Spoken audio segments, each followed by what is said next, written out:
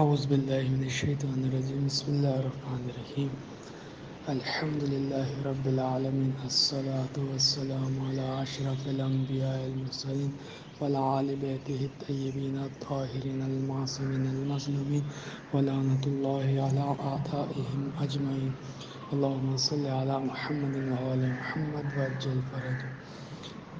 السلام علیکم۔ جیسا کہ آپ سب کو معلوم ہے کہ ہماری عقائد امامیہ کی کلاس یہ پہلی کلاس ہوگی، اور اس میں انشاءاللہ تعالی سب سے پہلے ہم کچھ ضروری باتیں اور کچھ سوالات کے جوابات دیں گے، اور اس کلاس کے لیے جو ہم نے انتخاب کیا ہے کتاب کا، وہ عقائد امامیہ کتاب ہے، جو مدارس کے اندر عقائد کی ایک بہترین کتاب ہے۔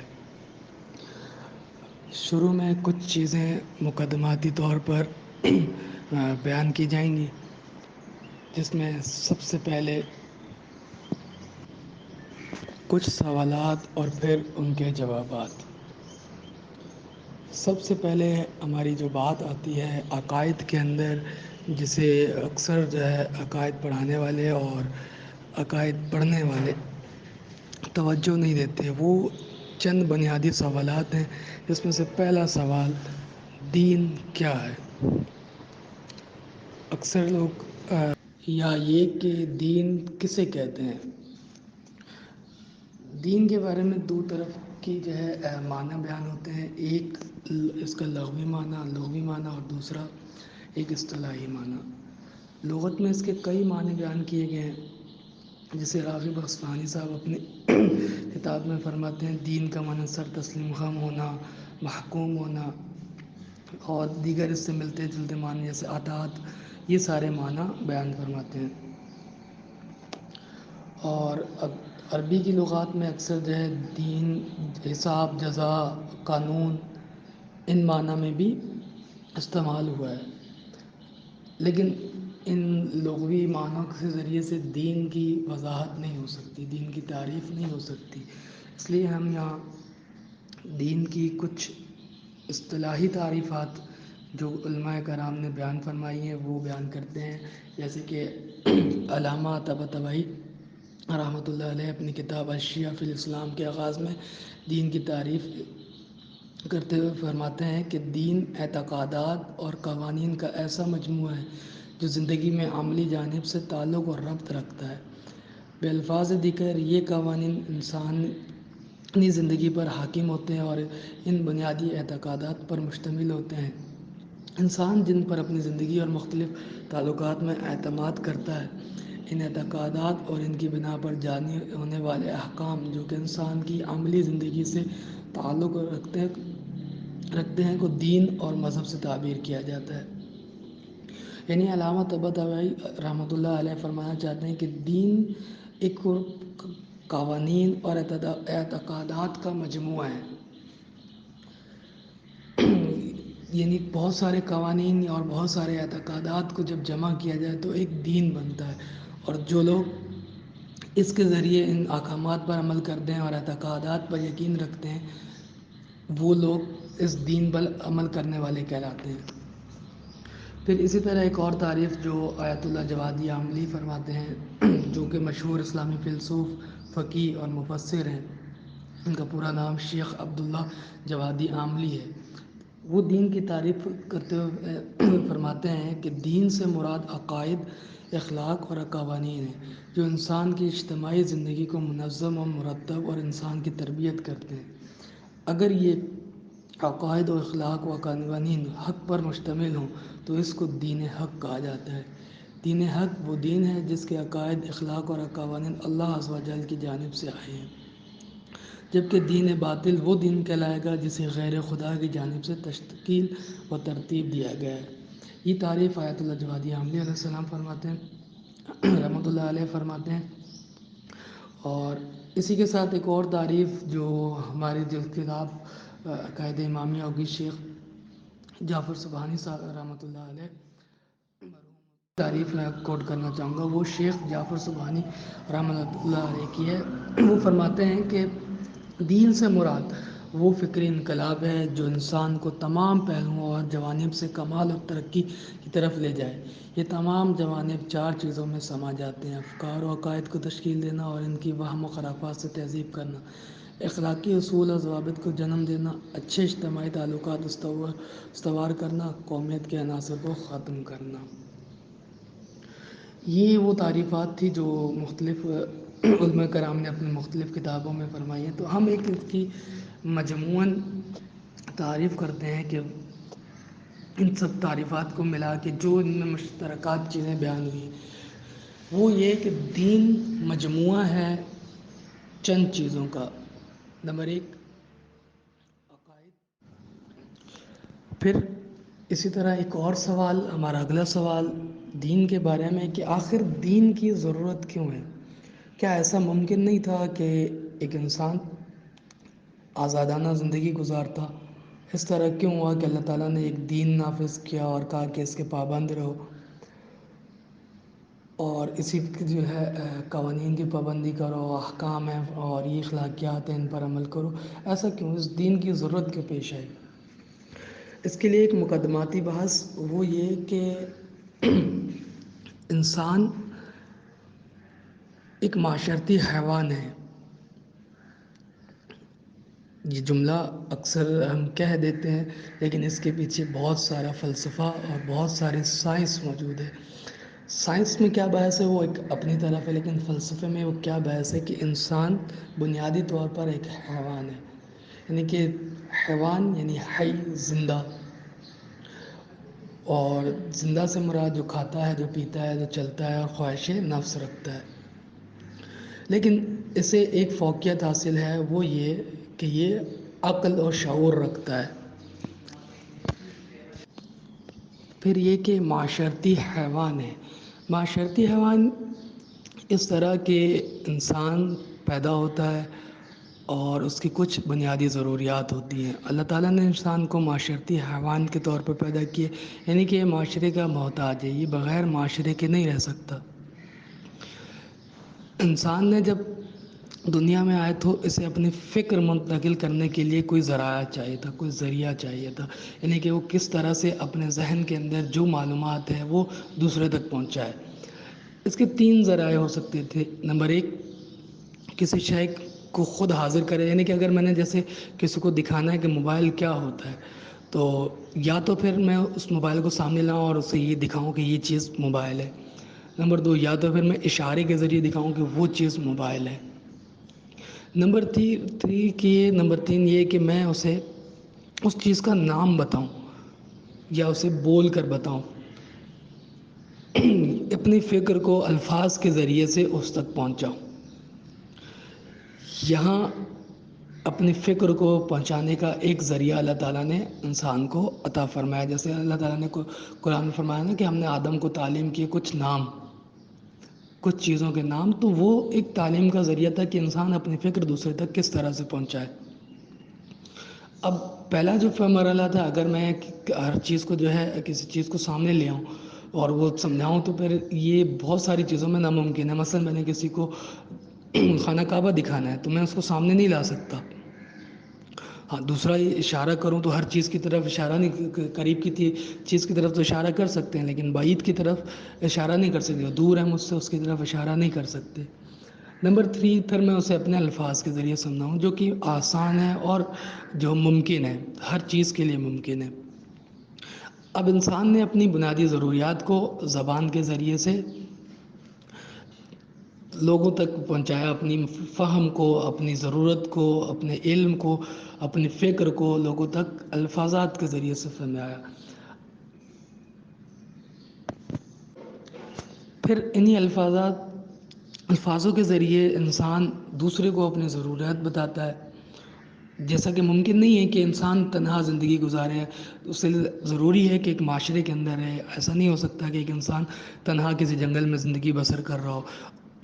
اگر انسان کو زندگی بسر کرنی ہے تو اسے دوسرے لوگوں سے مدد لینا اس کے لیے لازم ہے، اور اس کا یہ جو اس کی خلقت کے اندر جو معاشرتی حیوانیت رکھی گئی ہے کہ یہ معاشرے کا حیوان ہے، وہ لازم ہے اس کے اندر کہ وہ دوسروں سے مدد لے. یعنی ایسا نہیں ہو سکتا کہ ایک انسان خود ہی ڈاکٹر ہو، خود ہی وہ معمار ہو، یعنی انجینئر ہو، اور خود ہی وہ وکیل ہو، خود ہی سب کچھ ہو. ایسا ممکن نہیں ہے. ایک انسان ڈاکٹر ہے اور وہ علاج کرتا ہے، لیکن محتاج ہے دوسری چیزوں میں کسی اور انسان کا.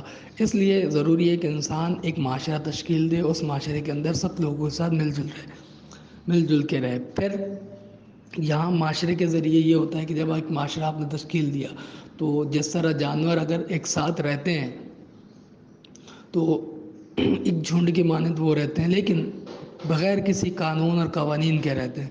تو ممکن نہیں ہے کہ وہ ایک پرامن زندگی گزار سکتے ہیں. اس لیے اللہ تعالیٰ نے انسان کو اس کی یہ بنیادی ضرورت جو معاشرہ اسے تشکیل دینا ہے، اس کے لیے کچھ قوانین بیان فرمائے. ان قوانین کو دین کا نام دیا گیا، اور انہی قوانین کے اندر تمام سر چیزیں آتی ہیں، چاہے احکام ہوں، عقائد ہوں، یا پھر اخلاقیات ہوں. تمام چیزیں اسی دین کے تحت انسان تک آتی ہیں. پھر یہاں سے یہ بات واضح ہوتی ہے کہ دین یعنی ایک قانون، سسٹم، نظام، ایک قانون، اسے دین کہا جاتا ہے.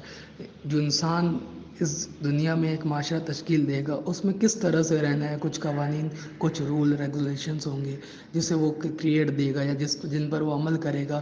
تاکہ جیسے آپ مثال کے طور پر ایک سڑک بناتے ہیں، اس سڑک پر آپ کہتے ہیں یہاں سب جا سکتے ہیں، تو جب سب جائیں گے اس سڑک سے تو وہاں ممکن ہے بہت زیادہ ایکسیڈنٹ، کیونکہ کوئی سیدھا سامنے سے آ رہا ہے، کوئی بائیں سے، کوئی دائیں سے، سب گزر رہے ہیں وہاں سے، اور کوئی وہاں رول ریگولیشن نہیں ہے، تو وہاں ایکسیڈنٹس ہوں گے، وہاں سے یعنی کہ فساد برپا ہوگا.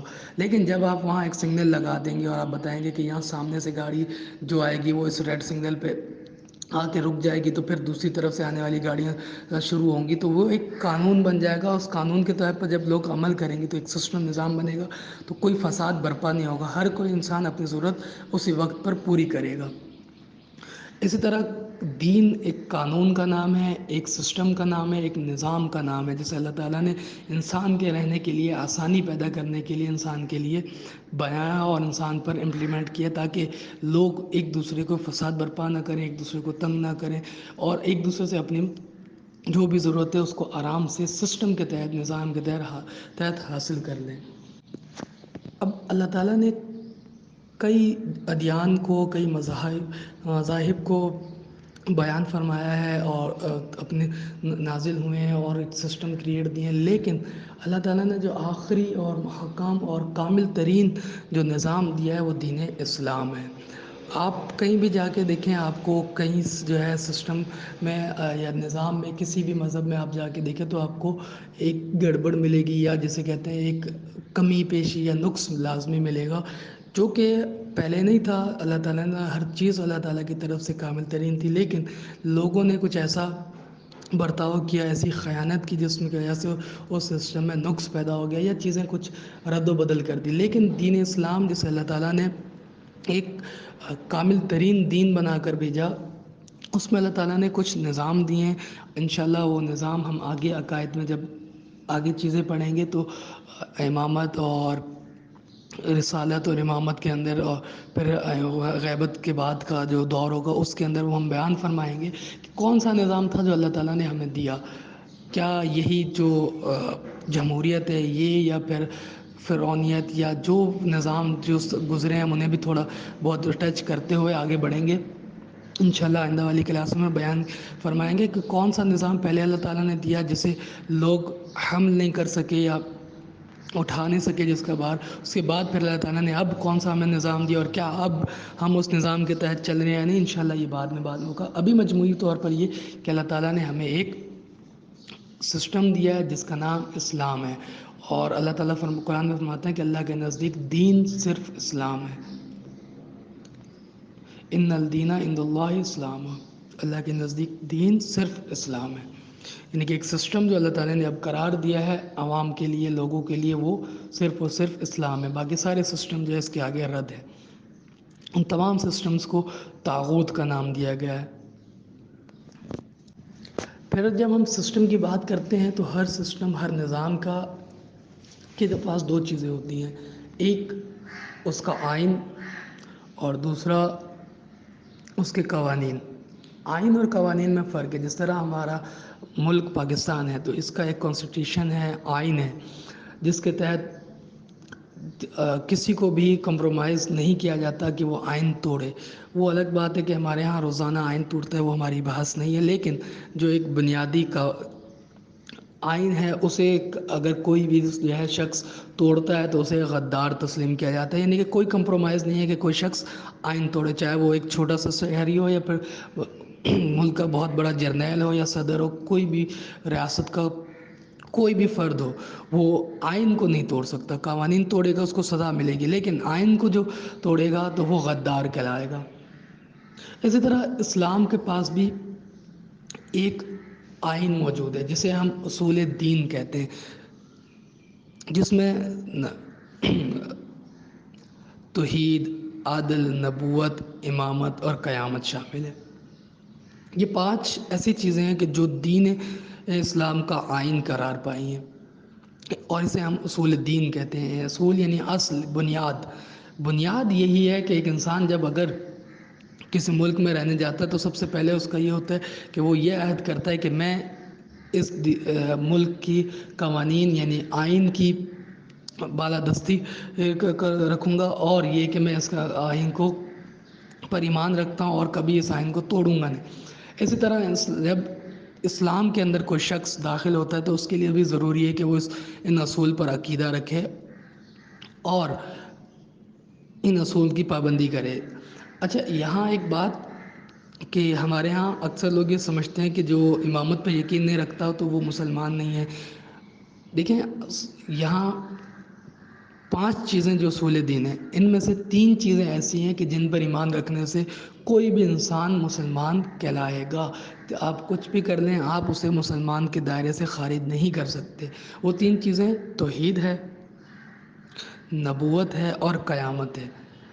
اس کے بعد عدل اور امامت، وہ چیزیں ایسی ہیں کہ جو ہے وہ بھی بنیاد اسلام ہیں، لیکن وہ ان 3 چیزوں کے بعد اگر کوئی ان پر ایمان نہیں بھی رکھتا تب بھی وہ مسلمان کہے گا۔ البتہ مومن کہلانے کے لیے، ایمان والا کہلانے کے لیے، حقیقی مسلمان کہلانے کے لیے آپ کو ان 2 پر بھی ایمان رکھنا لازمی ہے۔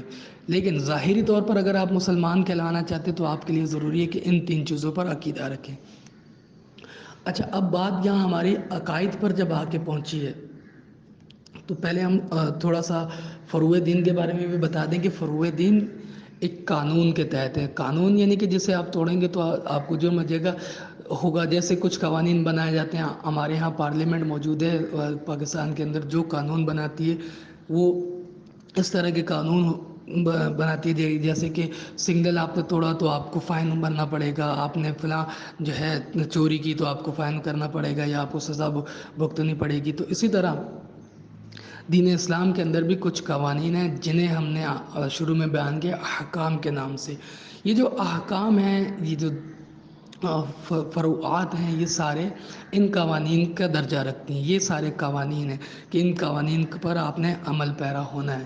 ان قوانین پر آپ عمل پیرا نہیں ہوں گے تو ایک وقت ایسا آئے گا کہ آپ اصل سے بھی خارج ہونا شروع ہو جائیں گے۔ تو جب اب اصل سے خارج ہونا شروع ہوئے تو آپ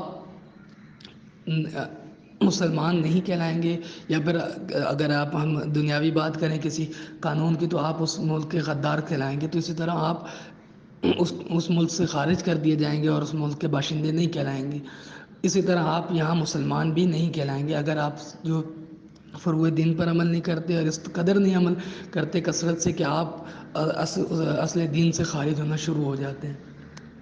تو یہ 2 چیزیں کہ سب سے پہلے اصول دین یعنی آئین اسلام، اور دوسرا فروع دین یعنی قوانین اسلام۔ یہ 2 چیزیں مجموعاً میں آج بیان کر رہا ہوں، انشاءاللہ تعالیٰ اگلی کلاسوں میں وضاحت کے ساتھ بیان فرمائیں گے۔ یہ 2 چیزیں۔ اچھا، پھر اس کے بعد یہ کہ ہم نے جیسے ابھی کہا کہ ہمیں عقائد کس طرح سے حاصل ہوئے ہیں؟ توضیح میں سب سے پہلے جب آپ توضیح المسائل پڑھتے ہیں تو وہاں آپ کو بتایا جاتا ہے کہ آپ اصول دین کے اندر تقلید نہیں کر سکتے، یعنی کہ یہ نہیں ہو سکتا کہ اگر کوئی شخص آپ کو کہے کہ اللہ ایک ہے تو آپ کہیں ہاں میں نے مان لیا، ایسا ممکن نہیں ہے۔ آپ کو از روئے بصیرت خود جاننا ہے، خود اس چیز پر ایمان اور یقین رکھنا ہے کہ اللہ تعالیٰ ایک ہے اور وہی ہمارا خالق و مالک ہے۔ اس کے لیے کوئی نہ کوئی آپ کے پاس دلیل ہونا لازمی ہے۔ انشاءاللہ یہ چیز آگے ہم بیان کریں گے اور آپ سے آپ کے اس ایمان کی دلیل بھی پوچھیں گے کہ آپ کے پاس ایسی کیا دلیل ہے کہ جس کے تحت آپ اللہ تعالیٰ کو ایک تسلیم کرتے ہیں یا خدا کو واحد مانتے ہیں۔ تو وہاں عقائد کے اندر آپ کو یہ نہیں ہو سکتا کہ ایک شخص سامنے کھڑا ہو جائے، آپ کچھ بتانے لگ جائے کہ اللہ تعالیٰ ایک ہے، فلاں جو ہے ہمارا امام ہے اور یہ اس طرح نہیں۔ آپ نے یہاں پر عقائد کو خود از روئے بصیرت، انسان کے پاس 5 چیزیں حواس خمسہ جسے کہتے ہیں، انہیں اللہ تعالیٰ نے انسان کو عطا فرمایا، ان کے ذریعے سے انسان علم اور یقین حاصل کرتا ہے۔ مثلا آپ کو کیسے معلوم ہوا کہ آگ گرم ہوتی ہے؟ آپ نے اپنی جو چھونے والی ہے اس کے ذریعے سے آپ نے اسے ٹچ کیا تو آپ کو پتہ چلا کہ آگ گرم ہوتی ہے اور وہ جلانے والی ہوتی ہے۔ یا پھر مثلا خوشبو کا آپ کو جو ہے وہ کیسے احساس ہوا؟ تو آپ نے اسے سونگھا، آپ نے سونگھنے والے حس سے جو ہے اسے آپ نے سونگھ کر پھر معلوم ہوا آپ کو کہ خوشبو اچھی اور بری ہوتی ہے، تو اس پر اب آپ کا یقین اور عقیدہ ہو گیا۔ اسی طرح حواس خمسہ کے ذریعے آپ نے اللہ تعالیٰ کو جاننا ہے اور از روئے بصیرت اس کے وجود کا یا اس کے وجود کو آپ نے پانا ہے کہ خدا وجود رکھتا ہے، کس طرح کا وجود رکھتا ہے، اگر ہے تو کہاں ہے۔ یہ سارے سوالات، بنیادی جو سوال جو ہے کہ خدا ہے، وہ آپ نے از روئے بصیرت اسے آپ نے خود سے جاننا ہے۔ یہ نہیں ہو سکتا کوئی شخص کھڑا ہو جائے اور آپ کو کہے کہ خدا ایک ہے، یا آپ سے کوئی پوچھے کہ آپ مسلمان کیوں، تو آپ کہیں مجھے جو ہے امی ابو نے کلمہ پڑھایا تھا اس لیے، امی ابو نے کہا اللہ تعالیٰ ایک ہے تو میں بھی کہتا ہوں اللہ تعالیٰ ایک ہے، کیونکہ میرے ماں باپ جھوٹ نہیں بولتے اس لیے میں کہہ رہا ہوں اللہ تعالیٰ ایک۔ نہیں، ایسا نہیں ہے۔ آپ نے خود اپنے تحت آپ نے صحیح کرنی ہے، کوشش کرنی ہے اور خدا کے وجود تک پہنچنا ہے۔ جس طرح رسول خدا نے ایک اماں تھی، جو ایک مائی تھی، ان سے پوچھا کہ تم نے خدا کو کیسے پایا؟ تو وہ چکی چلا رہی تھی، تو وہ کہتی ہیں کہ یہ چکی ہے میرے سامنے، میں جب اسے چلاتی ہوں تو یہ چلتی ہے اور نہیں چلاتی تو یہ رک جاتی ہے۔ تو اسی طرح خدا بھی، کوئی اتنی بڑی کائنات کو چلانے والا کوئی بھی خدا ہو تو ضروری ہے کہ جو اس کائنات کو چلائے، کوئی خدا ہونا لازمی ہے جو اس کائنات کو چلائے۔ وہ چلائے گا کائنات تو یہ چل رہی ہے، ورنہ یہ کائنات رک جاتی تھی۔ اس کے پاس ایک چھوٹی سی دلیل تھی اور اس کے ایمان کے لیے کافی ہے دلیل کہ اس نے خدا کو اس چھوٹی سی دلیل سے پائے۔ کچھ لوگوں کے لیے بہت بڑی دلیلوں کی ضرورت ہوتی ہے، ان چھوٹی دلیلوں سے نہیں سمجھتے، لیکن وہ دلیل وہ خود لائیں گے۔ ان کے پاس ایک دلیل ایسی ہونی چاہیے کہ جس کے ذریعے وہ خدا پر وجود پر ایمان رکھتے ہیں۔ یہ چیز لازمی اور مہم ہے جسے ہم اکثر یہ سوچتے ہیں کہ عقائد کوئی ہمیں تسلیم کروائے گا، کہے گا تو ہم مانیں گے۔ نہیں، آپ ایک جملہ ہمیشہ یاد رکھیے گا کہ عقائد کو تعلیم نہیں کیا جا سکتا، عقائد کو کشف کیا جا سکتا ہے، یعنی کہ عقائد کو ڈھونڈا جا سکتا ہے۔ کون سا عقیدہ موجود ہے انہیں ڈھونڈا جا سکتا ہے۔ اس لیے آپ اکثر لوگوں کو کہتا سنیں گے کہ میرا عقیدہ یہ ہے کہ میں فلاں چیز کو مانتا ہوں۔ نہیں، وہ عقیدہ نہیں ہے، وہ آپ کو تعلیم کی گئی چیزیں ہیں۔ جیسے اکثر جو ذوالجلال کے بارے میں میرا عقیدہ کہ میں اسے سجدہ کروں گا، نہیں، آپ کا عقیدہ ہی غلط ہے، یہ عقیدہ ہے نہیں، اسے عقائد میں شامل ہی نہیں ہے یہ چیز۔ عقائد کچھ اور چیز ہے، عقائد وہ ہے جن کے لیے آپ کے پاس کوئی دلیل ہونا لازمی ہے۔ اگر آپ کے پاس دلیل نہیں ہے تو وہ چیز کو بے فائدہ ہے، آپ کا ایمان رکھنا کچھ فائدہ نہیں بخشائے گا۔ ظاہری طور پر آپ کہلائیں گے مسلمان، لیکن آپ وہ جو حقیقی مسلمان ہوتا ہے اس کی کیٹیگری میں یا اس لیول پر آپ نہیں آ سکتے۔ اس لیے ضروری ہے کہ توضیح میں سب سے پہلا یہی کا بیان کیا گیا ہے کہ عقائد از روئے بصیرت جاننا ہے آپ نے، یہ مطلب ہے اس از روئے بصیرت کا۔ پھر اختتامیہ کے طور پر کچھ چیزیں جو آپ نے ہوم ورک طور پر جنہیں آپ نے صحیح کرنی ہے، کوشش کرنی ہے اور ڈھونڈنی ہے ان کے جوابات، وہ سب سے پہلے یہ کہ آپ نے ایک دلیل بتانی ہے کہ جس کے تحت آپ خدا کو وحدہ لا شریک مانتے ہیں۔ خدا کے وجود کی دلیل الگ اور خدا کو وحدہ لا شریک یعنی کہ اکیلا ہونے کی، توحید کی دلیل الگ آپ نے دینی ہے۔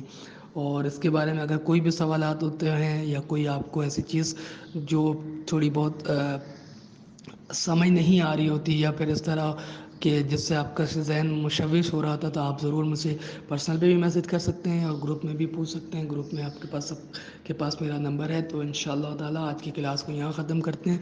آگے کی کلاس میں انشاءاللہ تعالیٰ باقی انہی چیزوں کی یہ وضاحت پھر ہم اپنے کورس کی طرف آئیں گے. نیکسٹ کلاس میں انہی چیزوں کی وضاحت اور کچھ اور چیزیں بیان کریں گے، انہی سے اور ایک دو سوالات. پھر اس کے بعد ہم اپنے کورس کی طرف آئیں گے جو ہم نے کتاب مختص کی ہے. اس میں ہم اپنے عقائد کو جو ہے پڑھیں گے اور پھر پڑھنے کے بعد پھر اپنے اوپر دیکھیں گے کہ ہم نے آخر ان عقائد کو کس طرح سے پایا، اور جن کو ہم نے پایا کیا وہ اس کے مطابق ہیں. اگر نہیں ہیں تو کیوں نہیں ہے، کہاں خلل واقع ہوا ہے، اور اگر ہیں تو پھر ماشاء اللہ تعالیٰ اللہ تعالیٰ ہمیں انہی عقائد کے ساتھ جو ہے روز محشر میں معشور فرمائے. اور قبر میں جب ہم سے سوال کیا جائے من ربوں کا، تو ہم دلیل کے ساتھ بتا سکیں کہ میرا رب اللہ ہے، اور اللہ کیوں ہے تو اس کی دلیل بھی ہم دے سکیں. وصلی اللہ علی محمد وآل محمد وعجل فرجہ الشریف.